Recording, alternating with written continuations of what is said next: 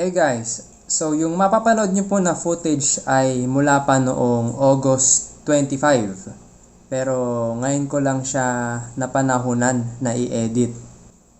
Yun lang. Sorry na tagalan, medyo naging busy lang talaga sa buhay. Pero unti-unti akong babawi. So abangan nyo, baka meron din akong mga special surprise dito sa video na ito na galing sa future. Yun lang, enjoy the video. Hey guys, welcome back sa channel. Ako si Katie. Hindi ako reactor, nautusan lang. Hello, Katie. So today, panonoorin natin ang official music video ng kanta ni Philip na pinamagatang Bulan.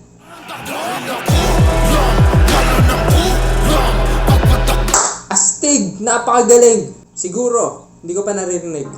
Tinakto ko talaga na panoorin ngayon yung Bulan kasi alam kong nagbibigay po ito sa kasaysayan natin na pre-colonial. Tapos ngayon ay buwan ng wika. So kailangan talaga August ko tumailapag kasi hindi na nga ako umabot sa linggo ng wika. Try ko naman makalusot sa buwan ng wika. Or should I say, bulan ng wika? Welcome back to us. Welcome back to me. Tagal kong nawala. Explain ko na lang mamaya kung bakit. Anyways, taas muna ng kamay lahat ng mga present dito sa live chat. Tapos, sasagutin ko lahat ng mga tanong ninyo. Huwag lang kayo manghihingi ng pera. Tapos pala kung sinong nakakakilala dito sa tatlong account na ito na lalabas sa screen ninyo. Pakitawag naman sila kasi sabihin ninyo sila yung nanalo sa giveaway last video. Paalala lang, kung isa kayo dito sa tatlong ito, paki-contact naman ako sa Discord or sa email. Pakisabi kayo yung nanalo para mabigay ko na sa inyo ang inyong libreng Bible at Scotch Brite. Pag walang nag-claim within 30 days, ibibigay ko sa kapitbahay namin.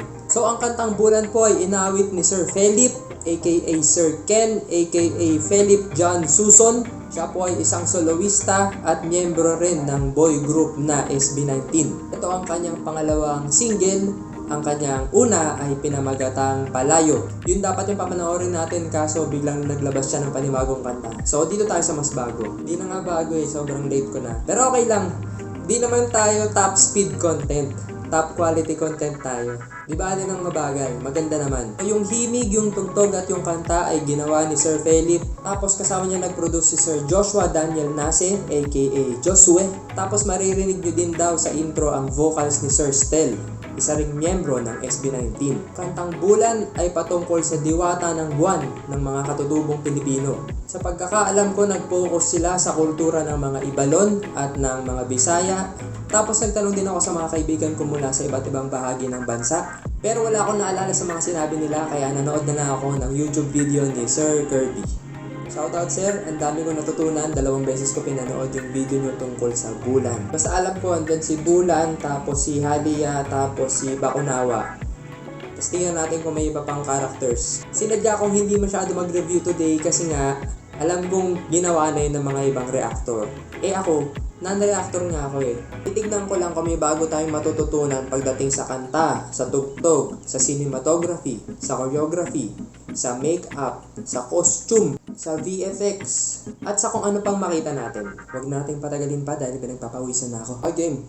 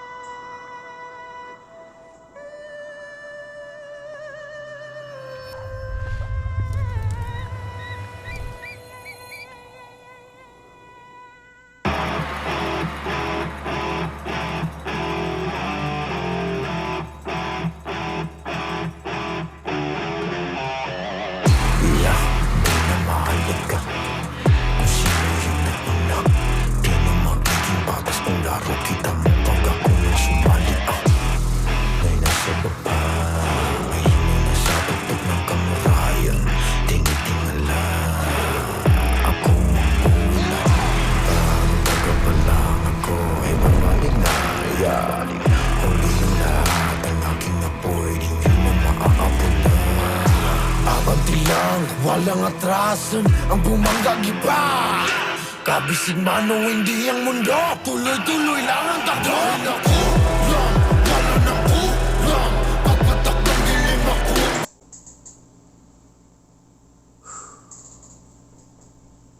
Ganda.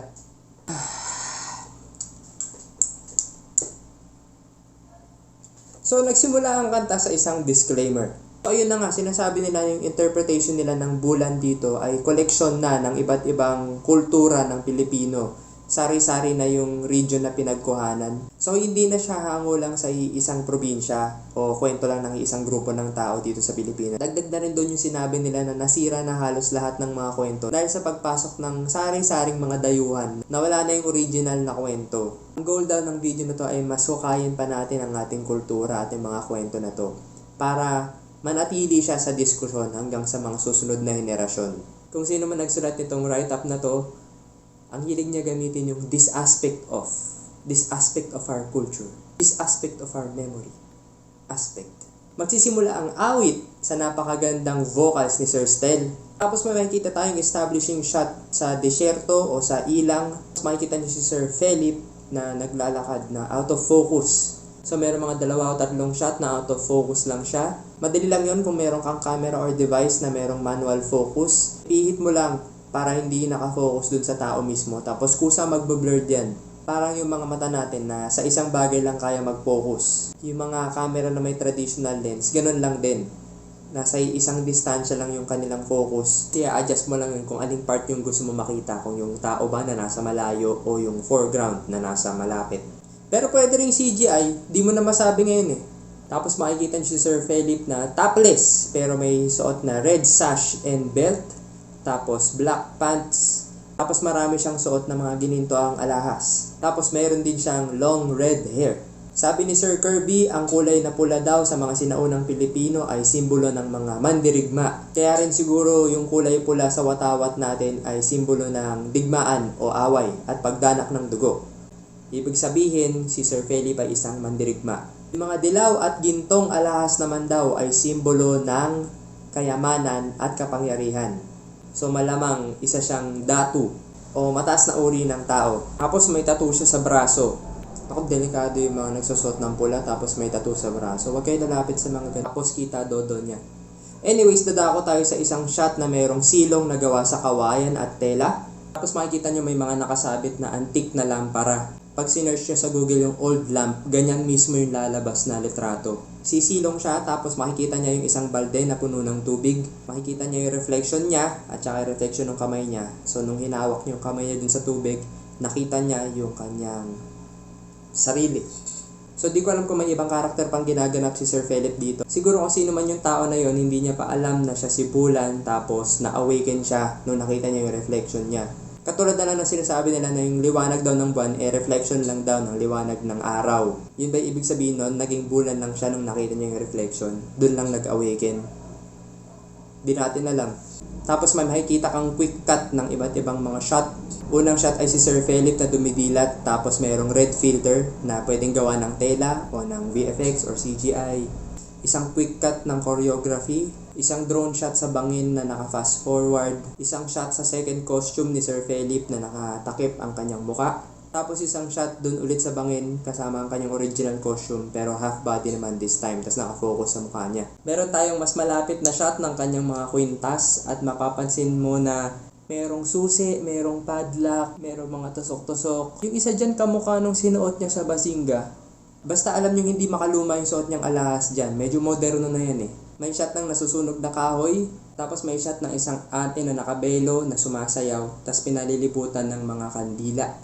Tapos may filter din na pula. Tapos may isang overhead shot ni Sir Ken na pinalilibutan ng mga ninja na nakaitim, tapos sinataas nila yung kamay nila sa langit. Tapos isang shot ng takip silim na naka-time-lapse, so makikita ninyo yung pagbaba ng araw, tapos pagpalit ng kulay ng langit. Medyo assisted na siguro ito ng CGI kasi mas pula siya than usual. Or baka maganda lang talaga yung camera. Or baka maganda lang talaga yung langit nung araw na yun. Di natin alam. Tapos lalabas yung title card na Bulan. Tapos ang kanyang style ay metallic. Tapos mayroong baga, apoy at usok sa background. Tapos para nagliliyab yung mga letra. gawa ng init. Tapos parang may maririnig kayo na tumutunog na kadena sa likuran na parang may binubuhat o ginagalaw. Nakakapagtaka lang na yung kanta natin ay tungkol sa sinaunang Pilipino. Pero yung font natin dito, Old English. Maminusan ba natin ng score? Siguro fusion yung gusto nilang i-portray dito. Kasi may electric guitar eh. Ganun na lang. Wala nang paligoy-ligoy pa pagkatapos ng guitar intro, pagbagsak ng unang downbeat ng drums, papasok na rin ang kanyang verse. So ganun ulit, meron mga interlaced shots na naglalakad siya sa ilang. Tapos meron na itong kasama ng mga shot ni Sir Philip kasama ang kanyang mga dancer. Alam mo agad na trained sila sa sayaw na hip-hop at crump. Sa tindig pa lang ng katawan nila, pati yung mga tinatamaan nila na beat. Pati yung ginagamit nila na bahagi ng katawan na pantama ng beat. So madalas dibdib. Hindi ko na gagawin, kakain ko lang. Tapos yung sinabi niya noon nasa baba siya, merong shot na nakafocus sa kanyang muka, tapos yung mata niya ay merong hugis ng buwan. Kasi nga bulan. Tapos meron ding shot na nakatayo siya sa ilalim ng buwan, tapos color red yung langit. CGI po yan. O siguro gano'n lang talaga kaganda yung langit, di natin alam. Tapos sinanggal na niya yung kanyang mask para ipakita yung kanyang bibig, na pinakita na rin niya sa umpisa. May sinasabi si Sir Kirby sa kanyang video patungkol sa diwatang si Halia na nagtatago sa likod ng maskara. Yun kaya yung ibig sabihin nun? Di natin alam. Tapos i-take note nyo itong transition na to. Naglalakad siya sa desyerto, tapos may isang shot lang na naka-interlace ng mukha niya pero nasa ibang setting na. Pa-transition dun sa naglalakad siya sa desyerto ng gabi na. Tapos may mga apoy sa paligid. Tapos sasakto yun dun sa lyric na ako ang bulan. Tapos may shot na naglalakad siya kung saan lahat ng padyakan ng sapatos niya ay nagkakaroon ng apoy. CGI po yan. O siguro may powers lang talaga si Sir Philip. Dahil CGI yan, makikita mo kung saan niya pinapatong eh.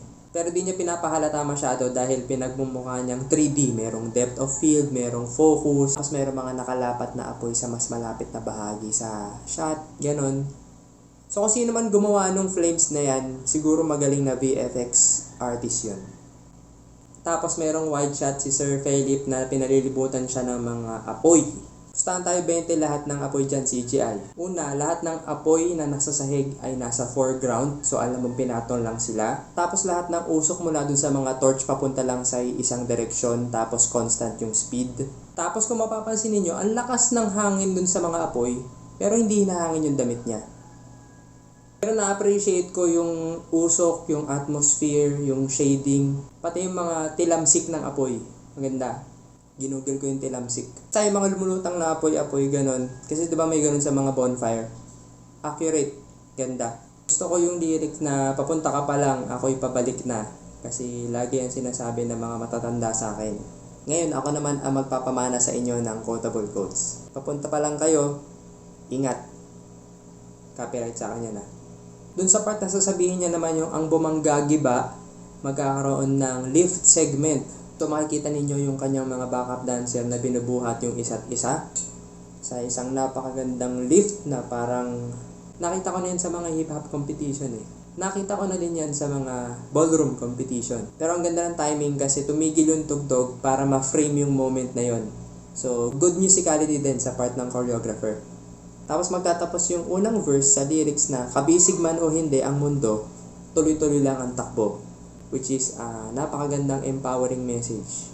Huwag tayong matakot na kumontra sa agos. Dadako tayo sa chorus.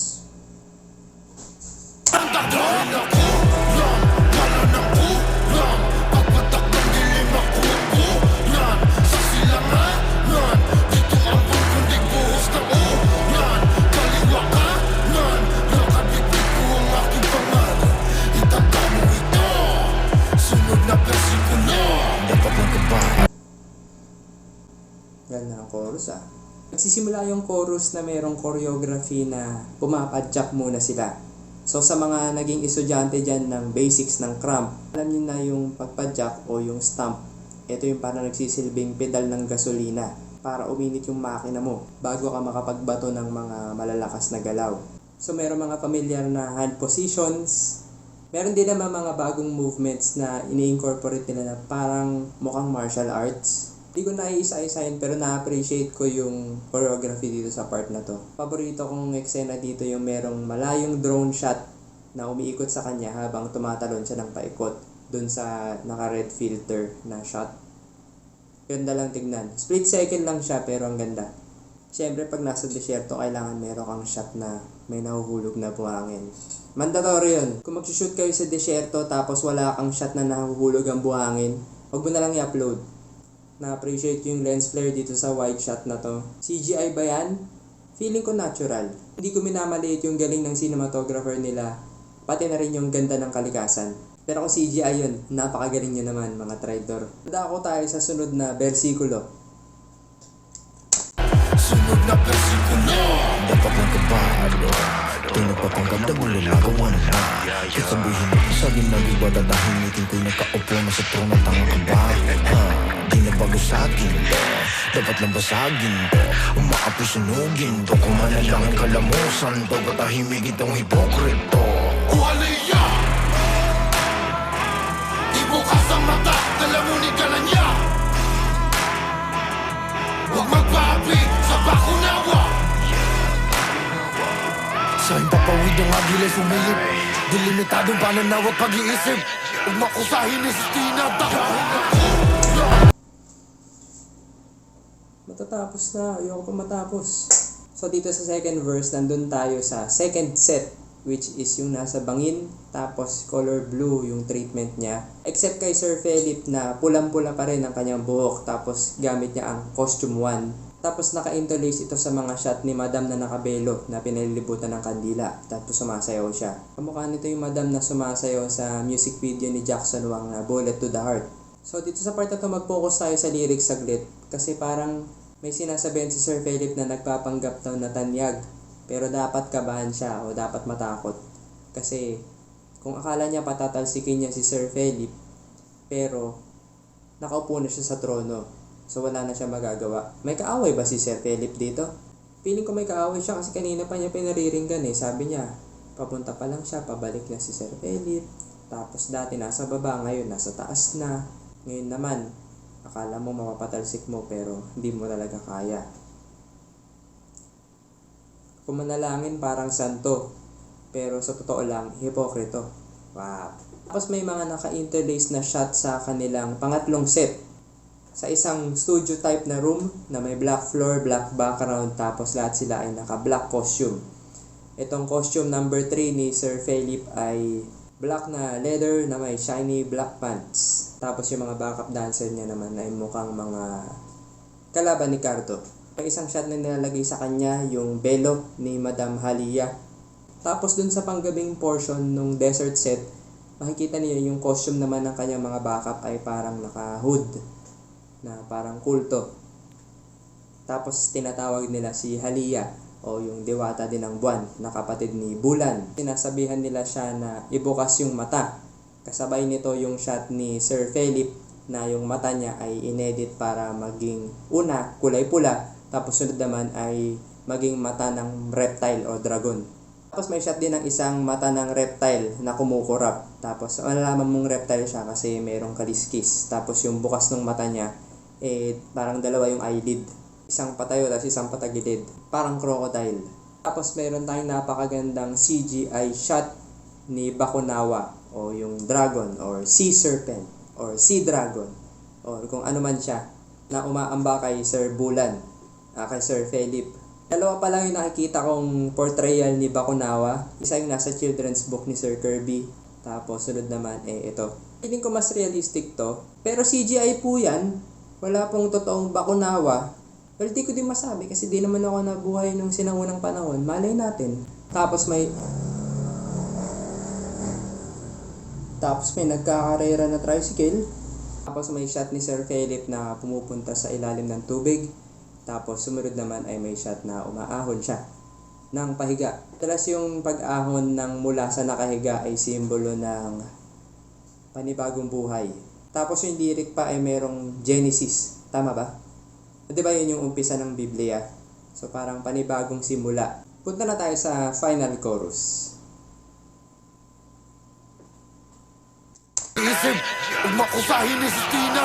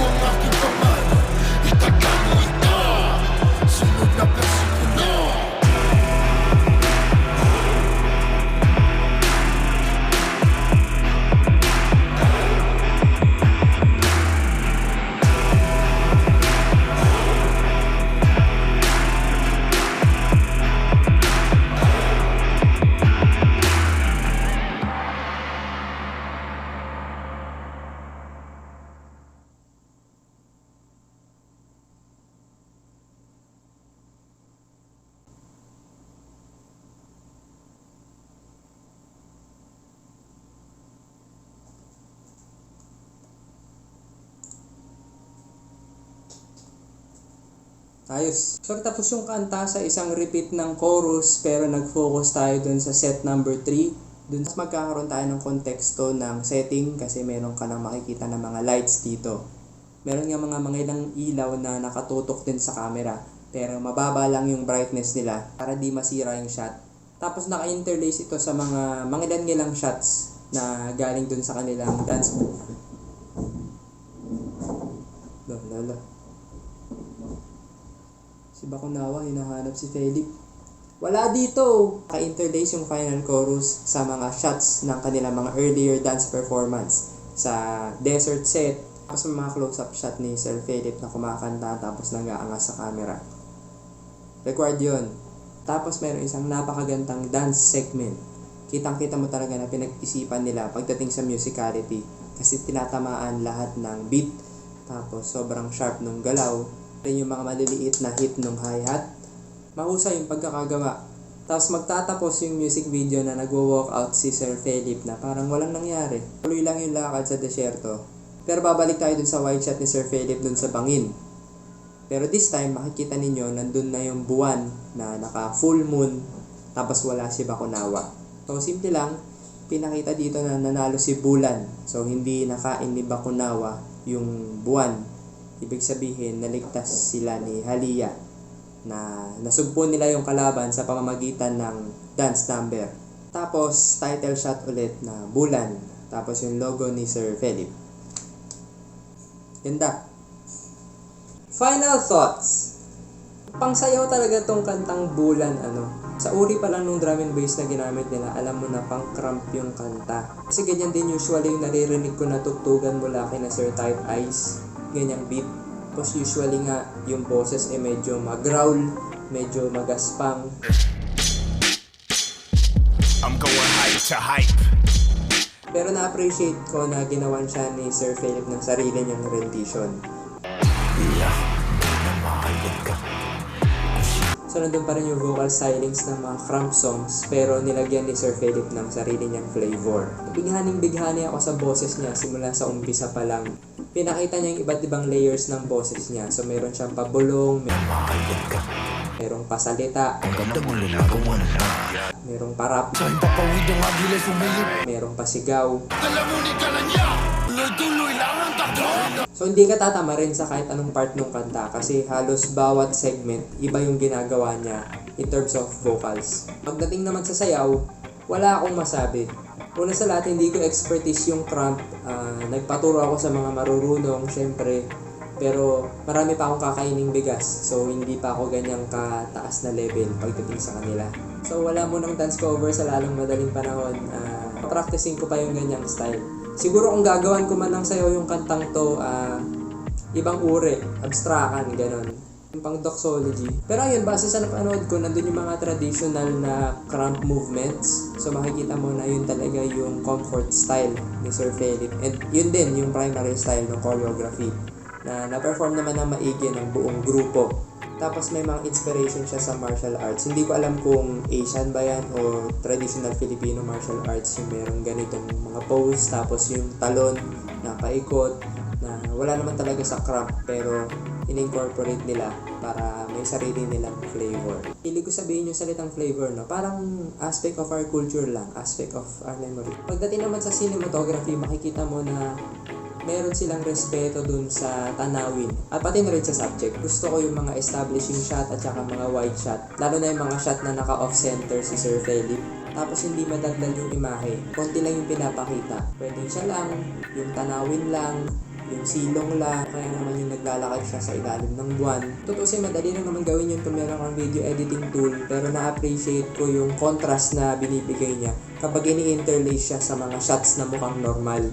Madali naman sa CGI, wala akong masabi. Alam niyo yan, kilala naman natin kung sino yung VFX supervisor itong video na to. So alam natin na makaasahan yung gawa niya. Yun lang, medyo conflicted lang talaga ako sa apoy. Meron din naman kasi sa isip ko na parang kapag nag-video ka ng apoy, hindi rin naman siya mukhang totoo sa camera. Pero pagdating naman kay Bakunawa, nako, good deal kayo kay Miko. Kung magkano man yung binayad nyo sa kanya, kulang yun. Yung 3 seconds na lumabas si Bakunawa dun sa music video, feeling ko 3 weeks niya ginawa yun. Siyempre gagawa pa yan ng panibagong model ng dragon. tapos ipapa-animate mo pa siya in 3D. Nasa research pa lang, tapos sa modeling, tapos sa coloring, tapos sa shading, tapos ipapasok mo siya dun sa frame para mapagmukhang nandun siya sa harapan ni Bulan. Hindi ganun kadali gumawa ng CG object. Tapos fictional creature pa. Surprise! Ako ulit ito, si Katie mula sa future. Kasama ko ngayon sa video call si Miko para i-confirm kung gaano katagal talaga yung pag-create nila kay Bakunawa. So ayan Miko, ilang araw nyo ba natapos yung footage ni Bakunawa? 5 days ba? 3 days? Ano yung totoo? Wala pang days, as in 1 hour lang siya. Kasi shoot namin yung Bakunawa on set. Totoo yun. Totoo daw. Okay guys, narinig nyo. Salamat Miko ah. Wala pa daw 1 day. Kasi kasama nila si Bakunawa sa set. Okay, back to the video. Pagdating naman sa makeup, wala akong masabi kasi wala akong alam sa makeup. Pero na-appreciate ko yung mga moments na pinapakita yung mata niya tapos sinatransform sa buwan o kaya dun sa mata ni Bakunawa. Kahit alam ko CGI yun. Pero nakita ko may isang shot dun sa gabi na naka-contact lens siya. Yon, makeup, +1 sa akin. Dalawa lang naman yung look niya dito. Gwapo at saka gwapo na mahaba buhok. Na-pull off niya naman pareho ng maayos. Pagdating naman sa costume, yung costume na-appreciate ko maganda. Lalo na yung costume dun sa desert, yung para siyang ninja. Yung meron siyang tela sa noo, sa bibig, tapos sa braso, tapos nakabalot din siya. Tapos yung shade niya ay medyo alanganing red din. Ganda. Alam mo na para sa video na to, favorite color nila yung red. Tapos yung traditional costume ni Bulan at saka ni Halia na feeling ko dun napunta lahat ng budget gawa ng mga alahas. Galing. Na-appreciate ko rin na tuwing nagpapalit tayo ng setting, nag-iiba rin yung damit ng mga backup dancer. Buti na lang. Buti naisip sila. Maraming salamat sa budget ninyo na pati yung backup dancer ay binigyan ninyo ng mga costumes. Lalo na din sa final dance segment, mukha talaga silang dance group. Parang pwede na sila ipanlaban. Pagdating naman sa kanta in general, very straightforward naman yung mensahe niya. Pinapakita ni Sir Philip dito na ine-embrace niya yung kanyang sariling identity. Ang beses niyang sinabi na siya si Bulan. Bulan ng silanganan. Maraming imagery sa lyrics niya na hindi mo siya mapapatumba, hindi mo siya magigiba, hindi mo siya mapapatalsik, hindi mo maaapoy-apoy. Tapos lahat yung nag-climax dun sa eksena ni Bakunawa, which is, di ba nga base sa kwento, si Bakunawa raw kumakain ng buwan. Tapos si Bulan, susubukan niyang kainin. Si Bulan o si Halia, o sino man sa kanila.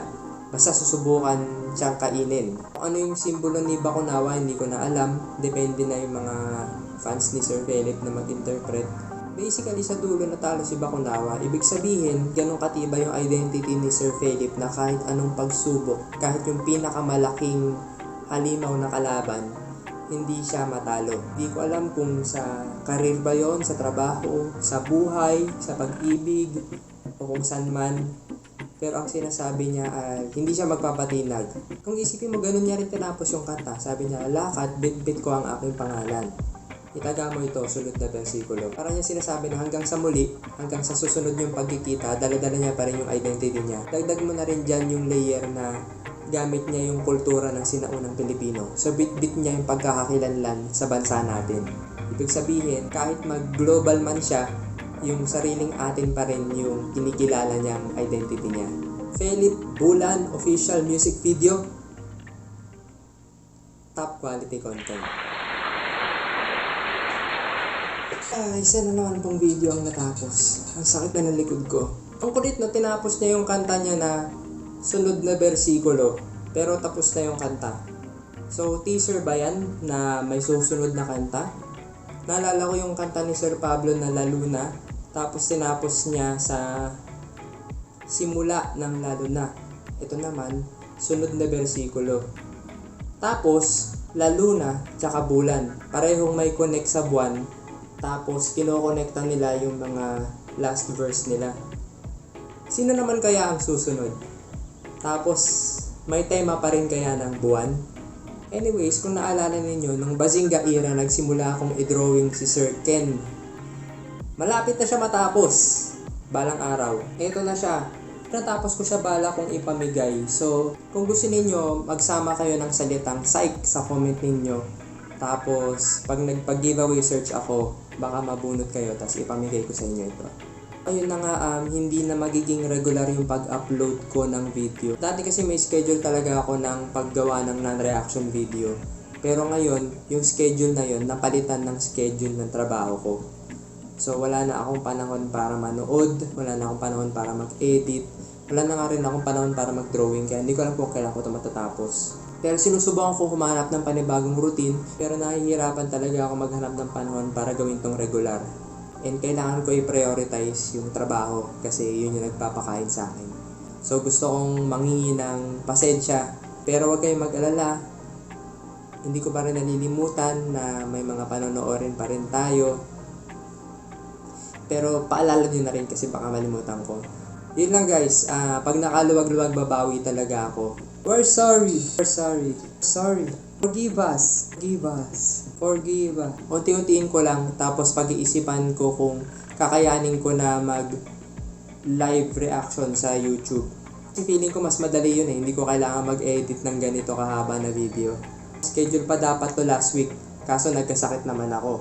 Gawa ng pagod at saka adjustment. Hindi po siya virus. Nag-negative ako nung tinest kasi nagpa-test ako na magaling na ako. Pero yun, hopefully sa mga susunod na linggo, mas madalas na tayo magkikita. Tingnan natin. Sundan lang natin yung payo ni Sir Philip dito sa Bulan. Embrace your identity. Walang makakatalo sa'yo sa pagiging ikaw. Meron kang kakayahan, kaalaman, abilidad, at personalidad na ikaw lang ang may kaya. Pagyamanin mo to at ibahagi sa iba. Malay mo may ma-inspire ka rin. Kung ano man yung iniwan mo na passion noon, balikan mo ngayon. Try mo ulit. Mag-drawing ka ulit. Kumanta ka ulit. Magsulat ka ulit. Sumayaw ka ulit. Mag-business ka ulit. Gawin mo kung ano yung gusto mo. Wag lang yung illegal at immoral. At lalong wag na wag kang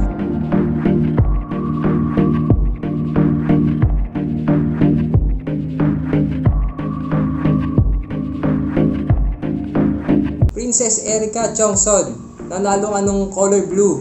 Mag-reach out ka sa Discord o kaya sa email o kaya sa Twitter. Basta patunayan mong ikaw yon. Tapos makukuha mo yung color blue Bible. 18 Jehen, sa'yo yung color white. Kontakin mo ako, bibigay ko yun sa'yo. YT Pamil. Pamil ba o Pamile? YT Pamile. Welcome to my YT Family. Sa'yo yung basketball Bible. Kontakin nyo ako, parang awa nyo na. Ayokong ipamigay ito sa iba. Kaya kontakin nyo ako para makuha ninyo ang inyong mga giveaway prizes. Special mention, Alpha's Bride. Hinahanap ko kayong dalawa ni Alpha. Kontakin nyo ako para makakuha din kayo ng prize. Wow, special prize oh. Camouflage. Meron pa akong pulang baraha. On brand. Pili ka ng card. King of Hearts. Magic. Start na ako!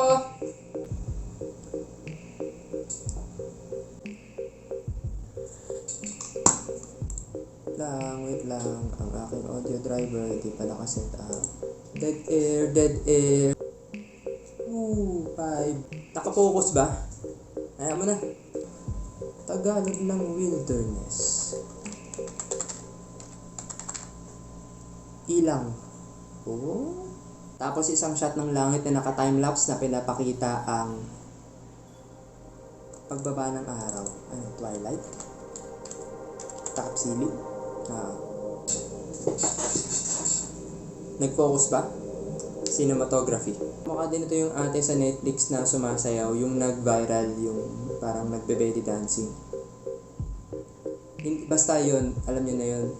Tapos dun sa panggabing portion nung desert shot. Malita.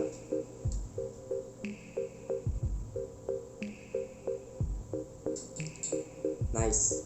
Okay na yan. Isa pa. Ang ganda. Good job, team. Sabi ko, final thoughts. Kausap ko yung camera. Kausap ko yung camera. Sumasagot ka. Actually, kasama ko ngayon sa video call si Miko. Hi, Miko. Hello. Yun. So, i-confirm mo nga para sa amin. Wala pang days, as in 1 hour lang siya. Oh. Kasi sinut namin yung Bakunao on set. Totoo yun. Totoo daw. Okay guys, narinig nyo. Salamat, Miko ah. Wala pa daw 1 days. Mali. Okay na yan. Paano yan? Kung nakaabot kayo dito sa dulo, gusto ko lang sabihin na maraming salamat sa pagtangkilik pa din. Alam ko matagal ako nawala. Pero yun na nga, subukan kong bumawi. Unti-unti tayong babalik. So, thank you. Pasensya na at matagal. Pero, yun. Subukan ko pa rin naman gumawa ng video. Abang-abang lang tayo. No pressure. See you again next year. Panoorin natin yung Wyatt sunod. Na, balita ko maganda daw.